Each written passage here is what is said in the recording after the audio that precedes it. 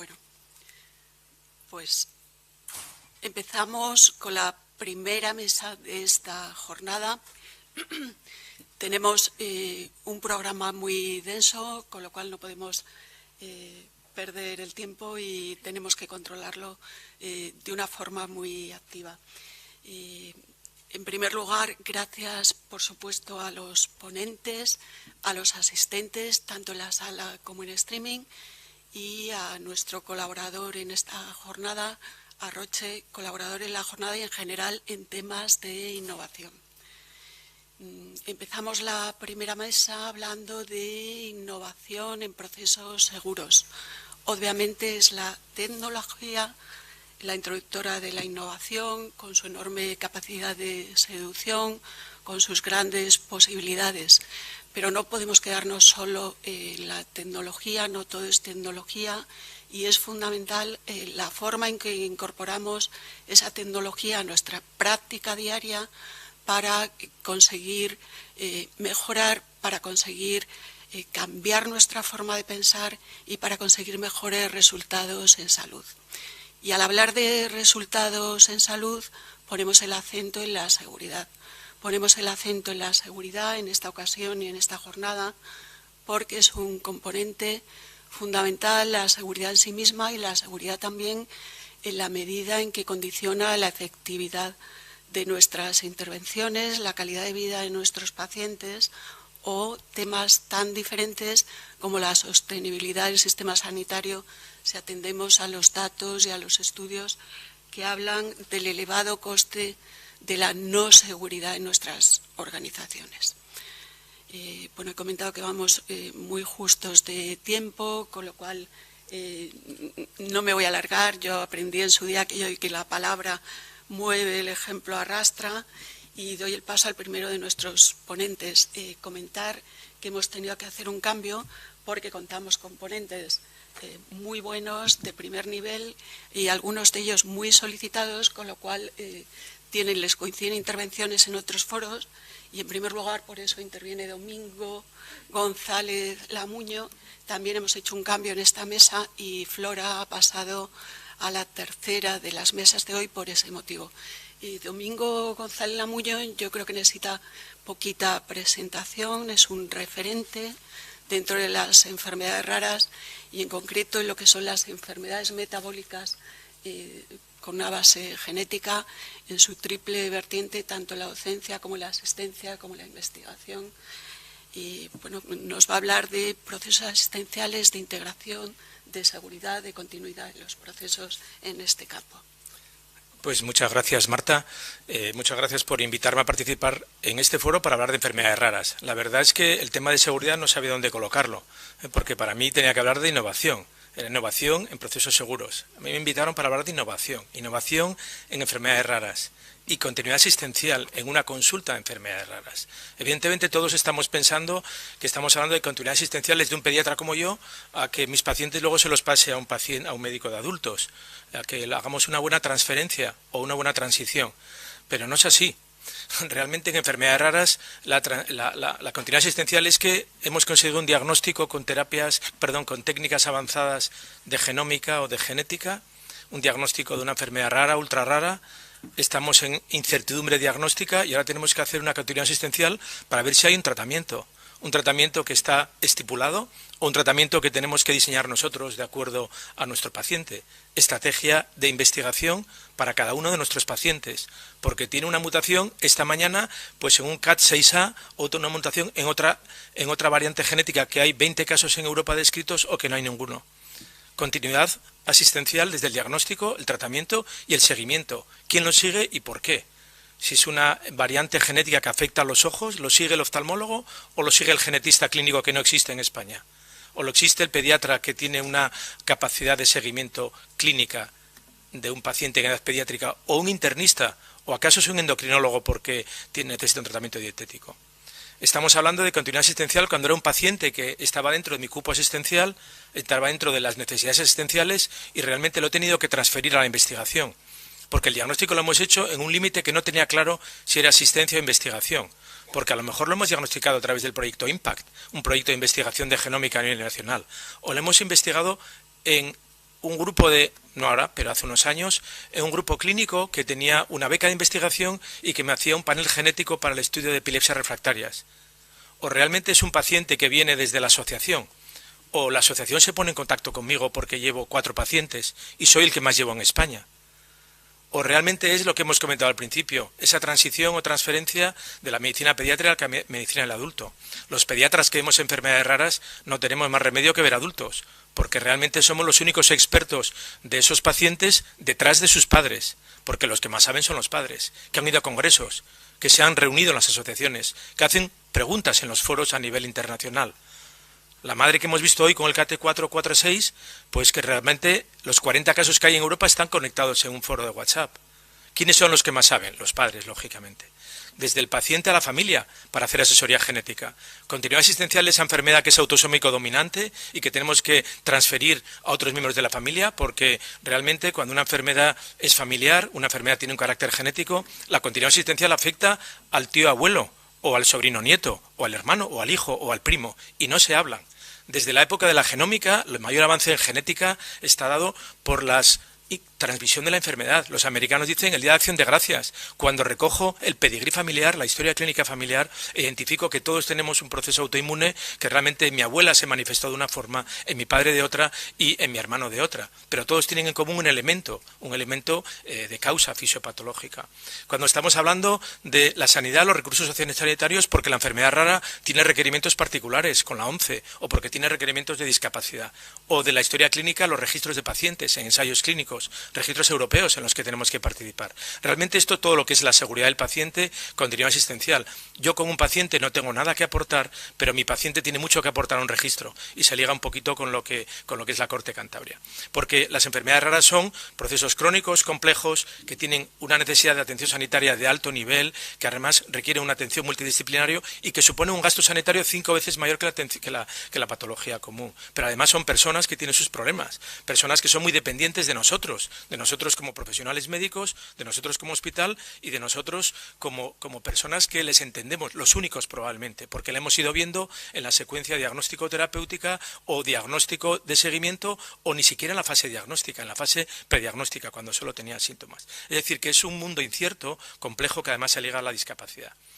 Realmente hay unos proyectos europeos, recomendaciones para cómo una hoja de ruta de cómo tenemos que manejarnos, planes y estrategias que ahora mismo en España estamos evaluando, lógicamente, una nueva estrategia en la que participamos para ver cómo debe ser la ruta política a enfermedades raras.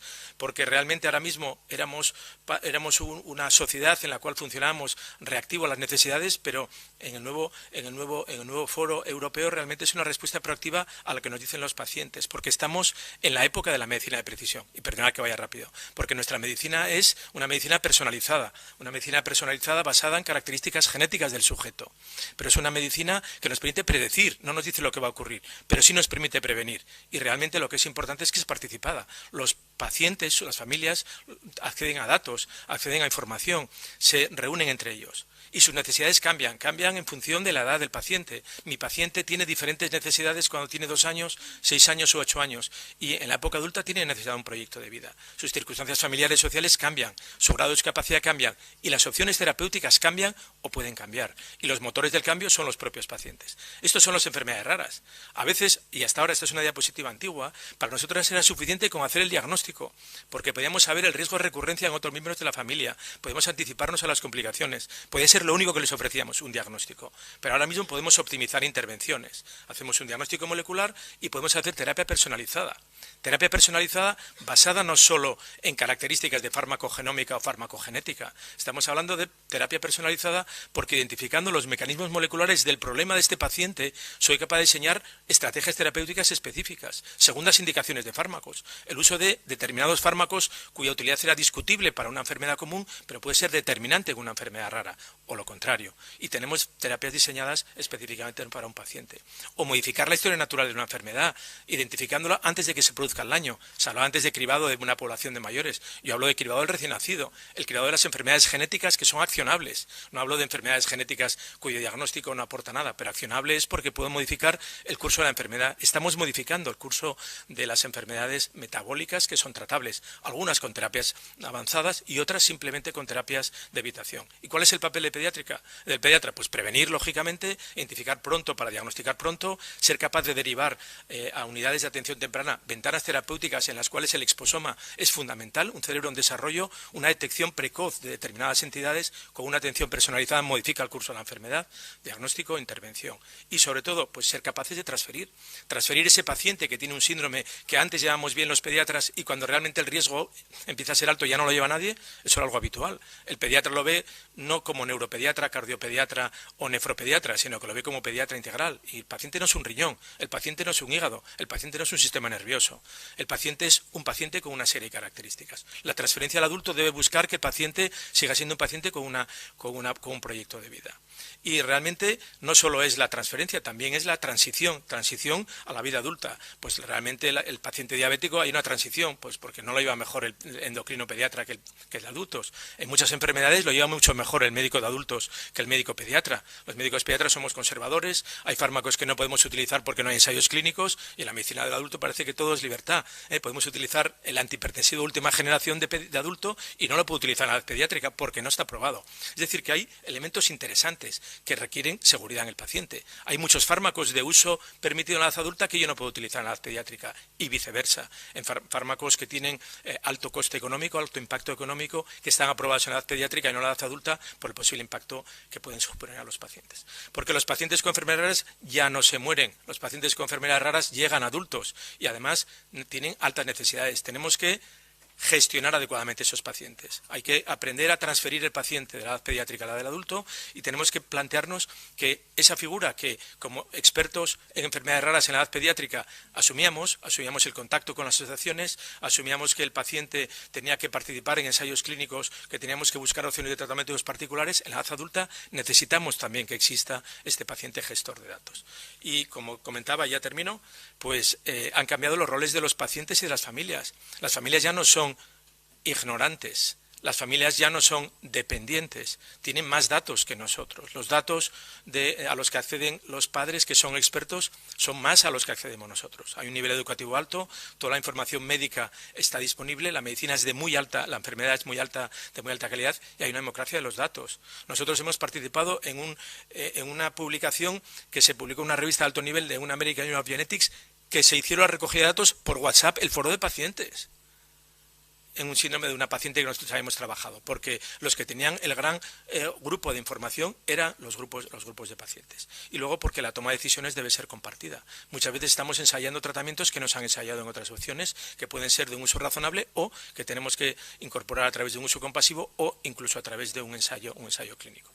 Y esta es mi última diapositiva. Y realmente estamos seguros, tenemos claro que la estrategia asistencial es diferente de la estrategia de investigación, porque realmente yo no sé establecer los límites. Realmente tenemos problemas clínicos complejos para los cuales tenemos que diseñar estrategias específicas para el diagnóstico. Antes era muy complejo, ahora es sencillo. Nuestro hospital es un hospital avanzado respecto a acceso a técnicas diagnósticas, genéticas, pero respecto a técnicas terapéuticas somos un hospital avanzado. Tenemos capacidad de acceder a todos los sistemas de terapias avanzadas. ¿Dónde está la frontera entre la asistencia y la investigación? ¿Cómo transferimos los resultados? Somos capaces de hacer un proyecto a medida de cada paciente con una enfermedad rara y esto es realmente la gran pregunta que nos queda. Innovación asistencial, sí, pero entonces tenemos que tener claro que los modelos de las enfermedades raras son modelos de medicina de precisión, de medicina avanzada, de medicina que tiene que ser compatible con el sistema asistencial y que realmente nos permita lo que es la continuidad asistencial. Y perdonad que he ido muy rápido, pero yo creo que he dado el mensaje claro. Estos son lo que queríamos decir: seguridad en la transferencia y en la transferencia de los pacientes. Muchas gracias. Gracias a ti. La verdad que no es fácil resumir un tema tan complejo que puede dar para tanto tiempo como este. En cualquier caso nos ha hecho ser muy conscientes de la complejidad de los pacientes, de la hiperespecialización que requieren y de la necesidad de integrar la asistencia y los cuidados. Y a continuación, médicamente, Es un proyecto que nos va a presentar María Oro. María Oro es farmacéutica en la Subdirección de Asistencia Sanitaria en el Servicio Cántabro de Salud y nos presenta este proyecto que se trata de un nuevo abordaje en la terapéutica con benzodiazepinas. María es valiente y entusiasta y con esa valentía y entusiasmo aborda un proyecto que no es fácil porque al fin y al cabo las benzodiazepinas tienen una larga andadura en la terapéutica, en el campo terapéutico, son más de 6 décadas, son ampliamente eficaces, ampliamente usadas, pero no siempre bien usadas. Y la verdad que ha habido intentos de reconducir el mal uso de benzodiazepinas, no siempre con buen éxito. María nos va a contar novedades en este sentido.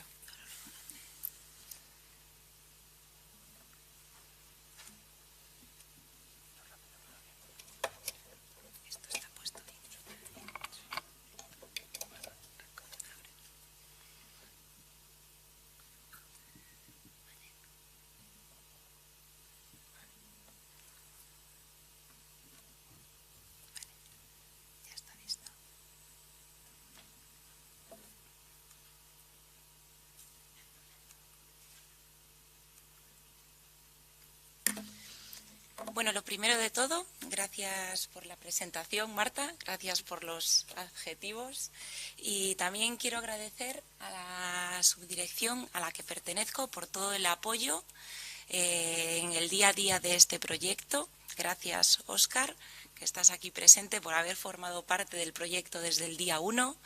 También quiero agradecer a la Subdirección de Cuidados, que está aquí presente, que siempre han aportado ideas y han ayudado siempre que se les ha pedido.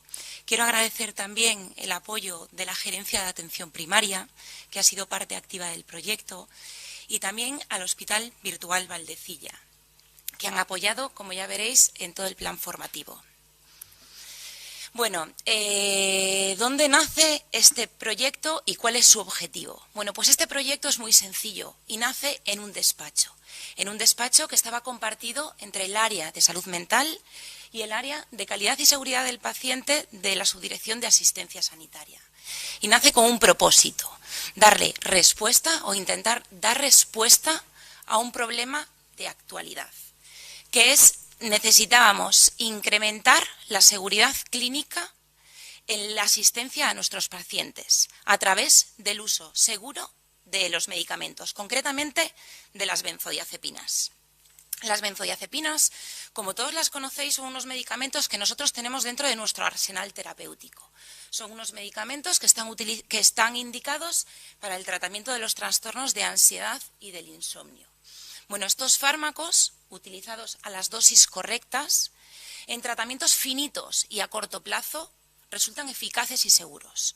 Pero existen ciertas circunstancias, como son los pacientes de edad avanzada, o los tratamientos prolongados, o en pacientes que tienen antecedentes a trastornos adictivos, pues pueden generar problemas que afecten a la seguridad de los pacientes.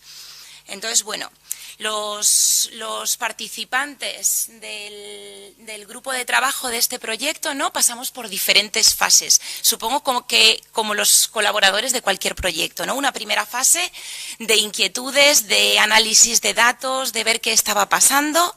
Una segunda fase de, vale, ya sé lo que tengo delante, vamos a ponernos a diseñar el proyecto. Y una tercera fase de, venga, yo ya tengo mi diseño, sé lo que quiero hacer y lo voy a hacer bien. Voy a aportar valor a este proyecto. Bueno, empezamos. Como todo proyecto tiene que nacer con una hipótesis. ¿Y cuál fue nuestra hipótesis? Bueno, pues aquí os voy a plantear la realidad en la que todos vivimos.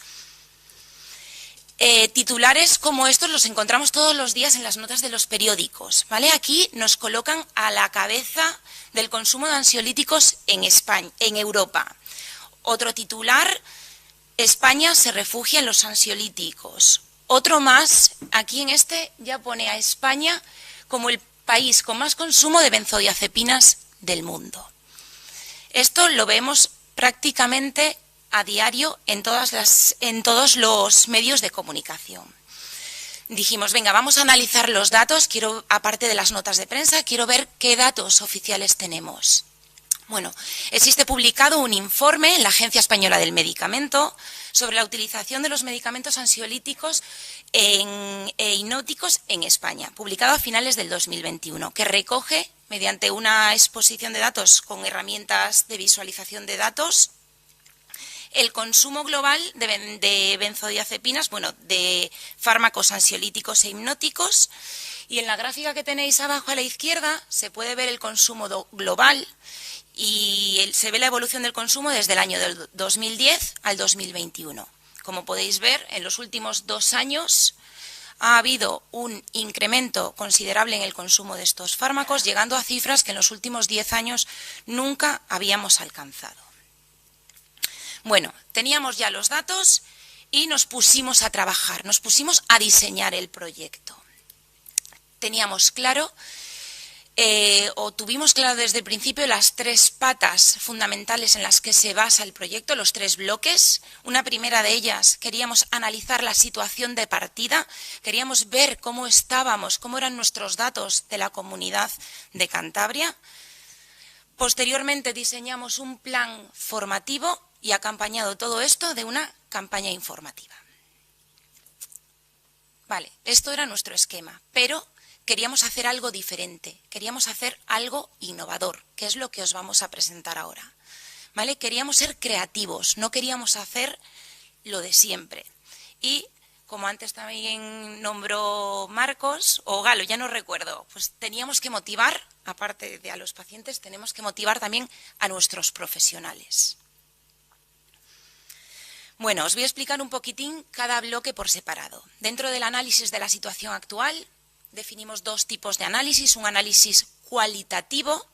Diseñamos un cuestionario para valorar las actitudes del profesional sanitario de atención primaria frente a la salud mental. Este cuestionario dio mucha información cualitativa que nos ha ayudado a diseñar las siguientes fases del proyecto. Tenía 3 bloques, uno de formación y conocimientos, otro bloque relacionado con la asistencia sanitaria y otro bloque más centrado en la actitud del profesional sanitario, en cómo se sentía el profesional sanitario abordando los problemas de salud mental. El análisis cuantitativo, en este punto también quiero agradecer a la Dirección General de Transformación Digital de la Consejería de Sanidad, que nos ha echado una mano en la elaboración del cuadro de mando, con diferentes medidas de consumo de benzodiazepinas. Esta es nuestra interfaz. Como podéis ver, nos aporta mucha información de un vistazo. Es una herramienta interactiva que podemos ir seleccionando los diferentes indicadores. Es una interfaz que muestra el consumo o la evolución del consumo de benzodiazepinas en Cantabria. Se ve el consumo general desde el año 2018 al 2021. Podemos ver estos datos distribuidos por género, por área de salud, por zona básica de salud y por los diferentes grupos de edad. Por daros un dato así global, desde el 2018 se ha ido incrementando el consumo de estos fármacos, llegando cerca del 18, de una prevalencia de consumo de benzodiazepinas de cerca de un 18%. Y me diréis, ¿qué es esto? Bueno, pues esto es que 1 de cada 5 personas es consumidora de benzodiazepinas en Cantabria. Bueno, aparte de analizar los datos globales, podemos ir seleccionando los diferentes tipos y estudiar las subpoblaciones que sean de interés en ese momento. El segundo bloque de trabajo, ¿vale? Desarrollamos un plan formativo o transformativo, como comentaban los compañeros del hospital virtual, de sensibilización acerca del uso seguro de las benzodiazepinas. Bueno, se me ha ido ahí una imagen. Bueno, no pasa nada. Dentro de este plan formativo tuvimos que hacer diferentes alianzas. La primera alianza fue contactar con la Gerencia de Atención Primaria, que los considerábamos fundamentales como la base de todo el proyecto. Contactamos con el Hospital Virtual, que también nos ha ayudado a diseñar la agenda del plan formativo, y decidimos que la estrategia más eficiente de llegar a todos nuestros profesionales era realizar una estrategia de formación de formadores. ¿Qué significa esto? Nosotros formábamos... Bueno, se me han ido unas imágenes, pero no pasa nada. Formamos en el Hospital Virtual Valdecilla a 18 equipos de profesionales sanitarios, equipo de enfermería y equipo de medicina, y estos, una vez formados en el Hospital Virtual, eran los encargados de transmitir este mensaje de potenciar el uso seguro de las benzodiazepinas a los diferentes centros de salud de la comunidad. Esta es una imagen, bueno, esta por lo menos se ve, estamos en el Hospital Virtual, es en una de las sesiones que realizamos en el Hospital Virtual de nuestros formadores. Como podéis ver, en el Hospital Virtual trabajan utilizando la simulación clínica como herramienta docente. Esta simulación clínica nos ha llevado a trabajar en base a situaciones clínicas reales. Diseñamos una serie de casos clínicos reales que se encontraban los profesionales en los centros de salud y mediante un mecanismo de toma de decisiones compartida llegábamos a la solución del caso. Preguntamos también a los profesionales que estaban en cada edición cuáles eran los factores que ellos consideraban que podrían llevar a esta prescripción excesiva de benzodiazepinas. Estos factores estaban relacionados, en las 3 ediciones nos salió lo mismo, estaban relacionados con la sociedad, estaban relacionados con la organización y estaban relacionados con los propios profesionales. Trabajamos con los objetivos individuales de cada grupo. Les preguntábamos cuáles eran sus objetivos a desarrollar en ese curso. Y fuimos modificando cada edición de una a una en función de sus objetivos. Pero aparte de trabajar con sus objetivos, les hicimos pensar también en cuáles eran sus fortalezas, para poder potenciarlas y poder llegar a dar respuesta a los objetivos propuestos. La última pata, os puedo decir, el último bloque del proyecto, ¿vale? Es ya el que terminamos, es la campaña informativa. Actualmente estamos en pleno diseño de campaña informativa. Esta campaña informativa dará a la luz cuando estén formados todos los centros de salud y el objetivo fundamental, ya sea para profesionales como para pacientes, es fomentar la educación sanitaria. Colaboramos con la Escuela Cántabra de Salud, también en el aula de bienestar emocional, y ya hemos empezado a utilizar el hashtag de Médicamente SCS. Por si alguno quiere compartir alguna experiencia o alguna opinión, aquí estamos. Y muchas gracias.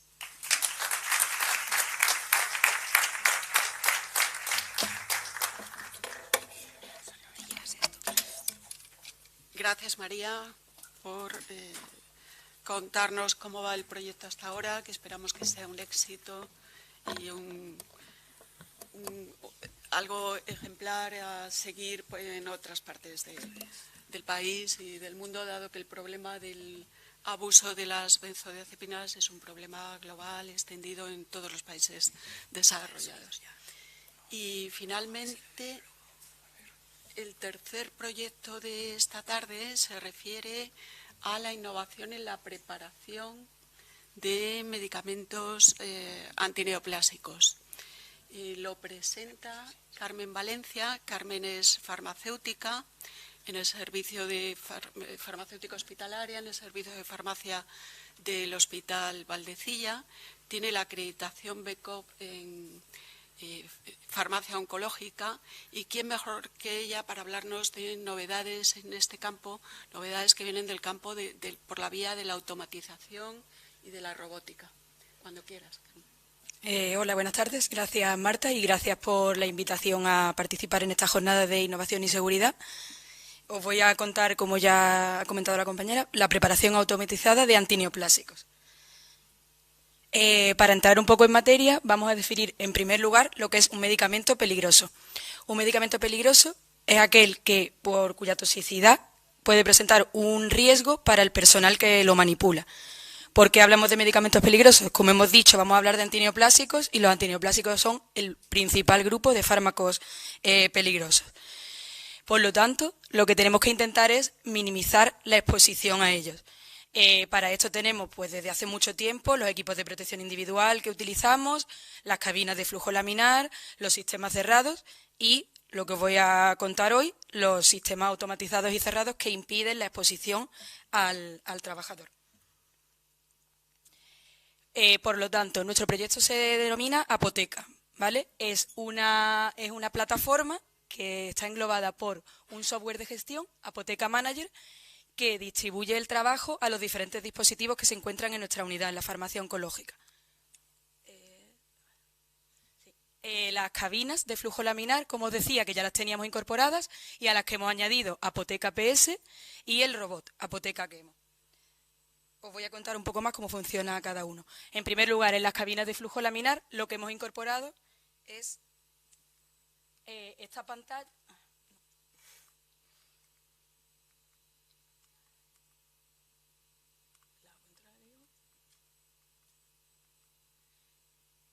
Vale, esta pantalla, la báscula de precisión y el lector de códigos. Con ello lo que hacemos es trabajar mediante un sistema semiautomatizado en el que el técnico es el que elabora la medicación, pero tenemos un sistema guiado en el que nos dice las instrucciones de cómo ir preparando la quimioterapia. Además, nos apoyamos en un lector de códigos que nos permite identificar cada uno de los viales que vamos utilizando, una cámara que nos graba el proceso, por lo tanto podemos acudir en el caso de que haya alguna duda del proceso que hemos realizado, y una báscula para realizar el control gravimétrico. Según lo que establecen las guías internacionales, nos permitimos un error de más o menos 5% para considerar válida esta preparación. Esto va a valer lo mismo para el robot, que os lo voy a contar a continuación. Os señalo un poco las partes del robot y luego os pongo un vídeo que es como mejor se ve cómo funciona. En primer lugar, esta pantalla es a donde llegan las preparaciones que tenemos que elaborar. Aquí tenemos la zona de carga y descarga, que aquí está ampliada. Aquí la pantalla nos va pidiendo dónde colocar los viales, las jeringas, bolsas, etcétera. Y es el único punto donde el técnico, digamos, tiene contacto con la medicación. A partir de ahí se cierra la compuerta y ya es un sistema cerrado en el que, como digo, minimizamos la exposición. Pasamos posteriormente a la zona de elaboración con el brazo robótico, el disco dosificador, y es aquí donde se realiza la parte de elaboración. Y luego la parte de contenedor de residuos que señalo abajo también está totalmente cerrada y cuando ya sacamos el contenedor viene herméticamente cerrado y por lo tanto no estamos expuestos a él. De forma adicional a lo que he contado para las cabinas, tenemos como control fotográfico de cada uno de los viales que incorporamos y control de tamaño y de las dimensiones de los viales, tanto de diferentes partes del vial, además de la lectura de códigos y el control gravimétrico que he contado anteriormente. Voy a poner un vídeo de cómo funciona el robot y os lo voy contando. Sí, aquí. No empieza.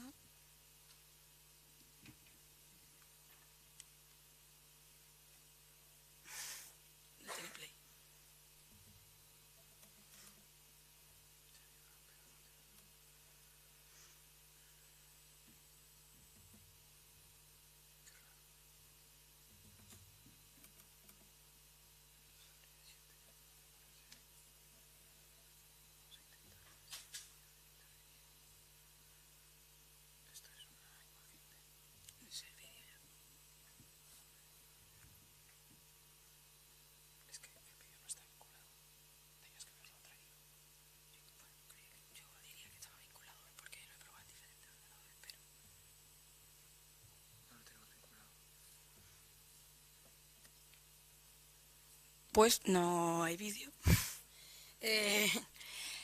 Bueno, básicamente, voy a volver un pelín atrás. No lo tenemos en YouTube. Ahora mismo no lo tengo disponible. Bueno, un poco lo que os he contado, simplemente era para que vierais cómo funcionaba, sobre todo la parte de elaboración y lo veréis en funcionamiento, pero poco más que aportar en esta parte. Bueno, ¿en qué medida es innovador nuestro proyecto? Pues este proyecto es innovador en seguridad, tanto en seguridad para el propio trabajador, como ya he dicho, minimizando la exposición, como para el paciente, claramente sabemos lo que estamos poniendo a cada paciente, puesto que tenemos la lectura de códigos, que tenemos el control gravimétrico, etcétera. Esto mejora en gran medida la seguridad del paciente al que se dirige la medicación. Y en trazabilidad, los sistemas de reconocimiento nos permiten saber en cada punto del proceso lo que estamos poniendo al paciente y esto mejora en gran medida la trazabilidad. Justo el 13 de septiembre, la Sociedad Española de Farmacia Hospitalaria ha presentado este documento de posicionamiento sobre la trazabilidad y el uso seguro de medicamentos en hospitales, donde pone la oncohematología como una de las áreas principales de riesgo y en las que mejorar la seguridad, junto con la pediatría, los cuidados intensivos y las urgencias. Además, señala que durante todo el proceso que abarca el medicamento, todo el circuito del medicamento, deberíamos garantizar la trazabilidad y señala como momentos críticos la prescripción, la administración y la preparación. Por lo tanto, tanto como en oncohematología como en la preparación de fármacos, pues estamos en un punto crítico en el que mejorar la trazabilidad. Y en este documento que se acaba de publicar indican que a finales de 2019 solo el 3% de los hospitales españoles tenían sistemas robotizados. Habremos subido un poco porque Valdecilla, por ejemplo, se ha incorporado en el último año y solo un 25% de los hospitales tienen sistemas de trazabilidad incorporados del tipo lector de QR, etcétera, un 37% si nos vamos a hospitales un poco más grandes. Por lo tanto, queda muchísimo camino por recorrer para mejorar esta seguridad y esta trazabilidad en el circuito del medicamento. Me centro ya un poco en nuestro proyecto, que inició con la instalación del robot y la participación directa de la farmacia ya trabajando en el proyecto. Empezó en noviembre-diciembre de 2020, cuando se empezó a realizar la integración del programa Apoteca con nuestro programa de prescripción electrónica, parametrizando todos los datos e incorporando todos los datos al software de gestión del que os hablaba, desde donde se distribuye el trabajo. Esto seguido del traslado a Valdecilla Sur, nuestras nuevas instalaciones, con todo ya el equipamiento, y la formación y actividad que ocurrieron de forma paralela. Actualmente tenemos a 23, se está formando el técnico número 23 en el sistema Apoteca. Durante el periodo, hemos utilizado, como decía María, hemos utilizado el formador de formadores. Formamos a una base inicial de técnicos y farmacéuticos que han ido formando de forma paralela a la actividad al resto del personal. ¿Y qué elaboramos? Pues me voy a centrar principalmente en el robot, que es lo que aporta mayor seguridad, aunque las cabinas también lo hagan. Queremos aportar seguridad, optimizar y ser eficientes. Por lo tanto, en el robot elaboramos citotóxicos frente a biológicos, porque si estamos intentando mejorar y minimizar la exposición, pues elaboramos los fármacos más peligrosos para el personal sanitario. Las preparaciones de gran volumen, porque obviamente para el técnico es más cómodo realizar preparaciones de pequeño volumen y en el robot realizamos las que son más complejas y más engorrosas. Y agrupar preparaciones. El robot funciona mejor cuantas más preparaciones seguidas del mismo fármaco realicemos, porque utiliza el mismo fungible y demás, y lo desecha una vez termina de elaborar las preparaciones del mismo bloque, digamos. Aquí vemos los 5 fármacos más elaborados en el robot. Coincide que son fármacos citotóxicos, que tienen muchísima salida en la farmacia oncológica y que suponen casi el 50% de la producción del robot. Por lo tanto, vemos efectivamente que funciona mejor cuanto menos fármacos y en mayor cantidad los hagamos, ¿vale? Hay una serie de fármacos que no se pueden realizar en el robot por sus peculiaridades en la elaboración o, como es el caso de los ensayos clínicos, que no están preparados para lectura de códigos QR, etcétera. Y os pongo, por último, un análisis de la producción de este año que hemos estado funcionando. En la farmacia oncológica realizamos unas 120-130 preparaciones diarias de media. De estas, el 85% se hacen con el sistema Apoteca, tanto cabina como robot. Es un 85% porque el 15% restante en su mayoría corresponde a ensayos y algunos fármacos que, como os digo, por sus peculiaridades no podemos preparar. Y de aquí un 40% se realiza en Apoteca Quemo. En cuanto al error en el que estamos a la hora de la dosificación, como os decía, se permite un más o menos 5% y estamos en valores mucho menores, o sea que entra totalmente dentro del rango. Y bueno, ya hemos alcanzado un poco las mesetas en la producción y a partir de ese momento nuestro objetivo es optimizar el rendimiento e ir consiguiendo la mayor eficiencia, como os decía anteriormente, en el uso de estos dispositivos. Y aquí está el equipo que ha permitido que esto llegue a buen puerto y ahí está mi correo por si tenéis alguna duda. Gracias.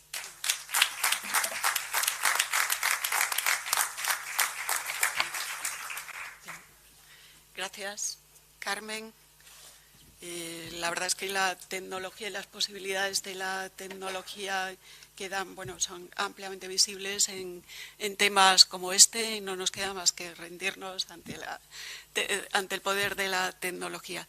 Vamos con 5 minutos de retraso sobre el tiempo previsto, pero también es cierto que hemos empezado con casi 20, con lo cual yo creo que nos da tiempo a si hay alguna pregunta por parte del público. Domingo ha tenido que ausentarse porque le coincidía la otra reunión, la otra presentación. Pero están María y Carmen, no sé si queréis preguntar algo, comentar algo. Si no...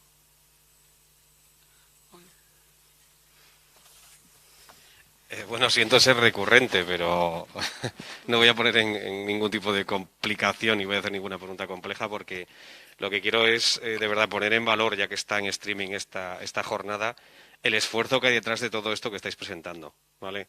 El tema de la innovación, al final, creo que deberíamos preguntarnos y reflexionar sobre qué estamos haciendo, qué procesos estamos mejorando, cómo estamos implementando el tema tecnológico y pensar que lo estamos haciendo primero nosotros.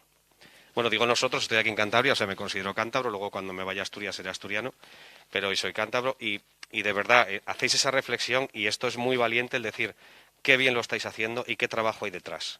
Tanto en plan observacional como el tema de Medicamente, que es analizar un problema y buscar soluciones, como el tema tecnológico de la aplicación de esa tecnología en farmacia, que nadie tiene por qué ser experto, que estamos hablando ya de la farmacia del futuro, de los médicos del futuro, que ya en su propia formación van a tener que integrar cosas que a día de hoy se están metiendo a capón y hay que valorar ese esfuerzo y valorar el timing, que yo he vivido en parte, aunque estuvo el tema de la pandemia, el esfuerzo que se ha hecho en la farmacia aquí en este hospital y ver el timing y ponerlo en valor en el poco tiempo que ya está en actividad y la meseta que ya han alcanzado y la eficiencia que están trabajando ya. Entonces, enhorabuena, solo puedo decir eso y que en parte, como me siento algo responsable de todo esto, de esta jornada, el sentirme orgulloso de que esto que se está presentando y de alguna manera compartiendo. Gracias.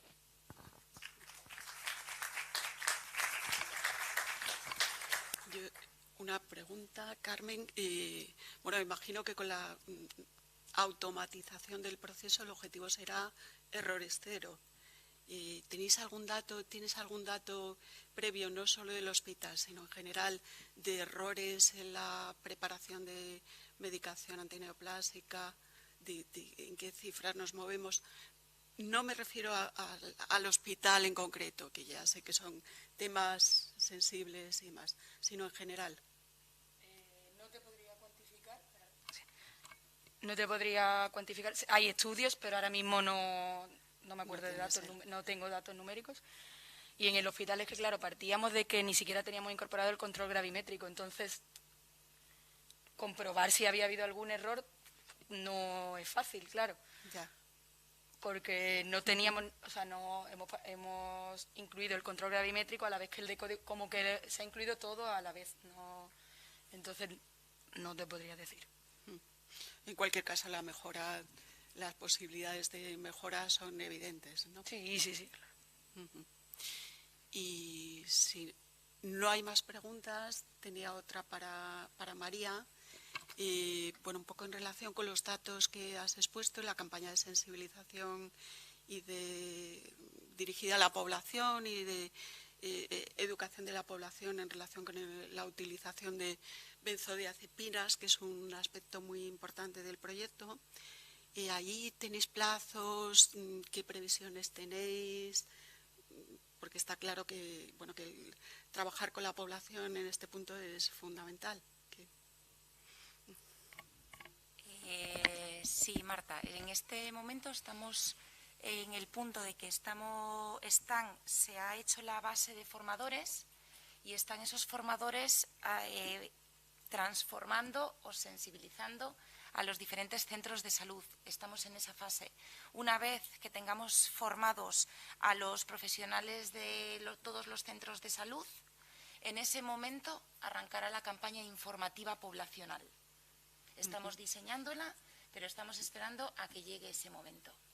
Esperemos que llegue pronto y yo creo que para primeros de año espero y cuento con poder hacer educación sanitaria. Bueno, estamos trabajando, que luego nos acompaña nuestra compañera Verónica, estamos trabajando también con la Escuela Cántabra de Salud y bueno, ahí vamos haciendo estamos trabajando en el aula de bienestar emocional también. Hay una pregunta. La última pregunta. Sí. No.